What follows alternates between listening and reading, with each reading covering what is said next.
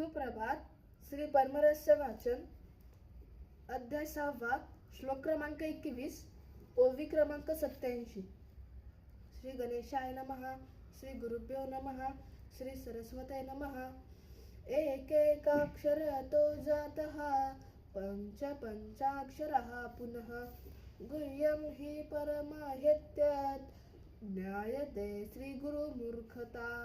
एकाक्षराचे ठाई पाच उद्भवली अव्ययी संकार पावती लाई पंचाक्षरी सर्व वर्ण ऐशी ही अक्षरे पंचप्रकारे वर्तता आपुल्या परी हा भेदचा नावाच्या तुरी श्री गुरुमुखापासून ती पंचाक्षरे परस्पर पावन करीती चराचर अंती समावती सत्वर निजरूपी सदा ज्ञानदेह समाख्यतः षडाधरोनी संयुक्तः तद्बीजाक्षर भेदश्च क्रमेण कथयस्व मे.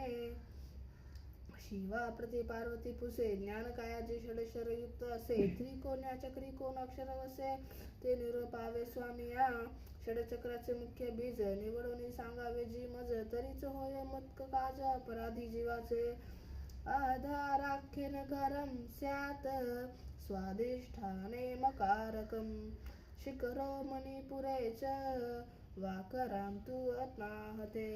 आधारस्थाना माझी चतुर्दळ कमळा भितरे नकार बीज वस्ती करे आपण शक्ती बोली जय.